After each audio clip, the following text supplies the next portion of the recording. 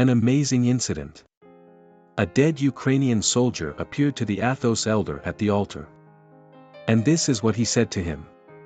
Recently, I was fortunate enough to talk to an Athonite elder, monk, who settled on the holy mountain a long time ago, to whom departed souls come to the altar when he performs the offertory before the liturgy and ask him to pray for them.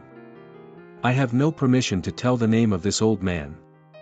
I will say one thing, he has been serving the divine liturgy daily for more than 50 years. And this is a great feat, on the level of the Holy Fathers.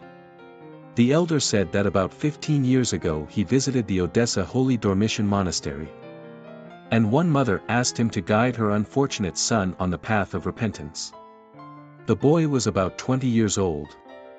He was taking drugs, constantly swearing vilely, and did not want to hear about God and the church. But the elder did talk to him, but to no avail. He only listened and continued his ungodly lifestyle, as his unhappy mother later testified. The elder said that he remembered that boy, named Nikolai, and always commemorated him, but not at the offertory with a piece, but privately on the psalter. Years passed, and then the war broke out, and the blood of the defenders of the fatherland was shed. The elder began to pray especially for the soldiers, and he received large lists, thousands of names, for their health and for repose. Pilgrims came, left lists, and penitents called. And before the liturgy, he would hold the offertory for several hours, because he commemorated for so long time. The elder served in a remote athos skeet, where until recently only a narrow path led to it. He was very humble and led a high ascetic life. So the deceased began to come to him directly to the altar and asked for prayers. He saw souls, he saw them like those who have a pure heart and live in another dimension of time.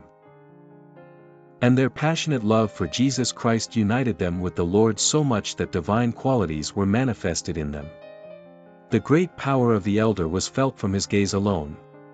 It was the gaze of an unearthly person. So he told me that one Sunday morning before the liturgy, during the offertory, the deceased came right up to the altar and called himself the warrior Nikolai. The elder recognized him in spirit and said, "Nikolai, what are you doing here? At the altar? You are a godless and sweary man, as far as I remember." And the deceased replied, "Yes, I was a godless man. But when the war started and I was mobilized, my mother put a cross on me. And I wore it and washed away all my sins with the blood. God pardoned me for fulfilling my oath and not betraying it and defending my native land. And from the time I got to the front line, I prayed all the time.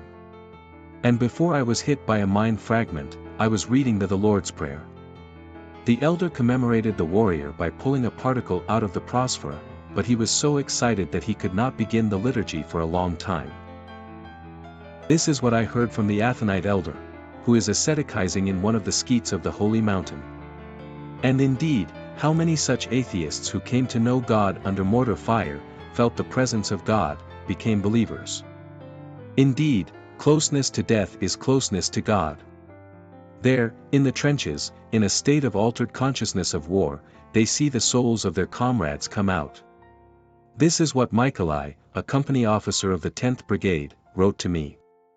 Let me quote. "Father Roman, thank you for your prayers. We managed to save a lot of people. Mines exploded near me a meter away. Not a single fragment hit me. And yesterday I saw the soul of a fellow soldier. And not only me.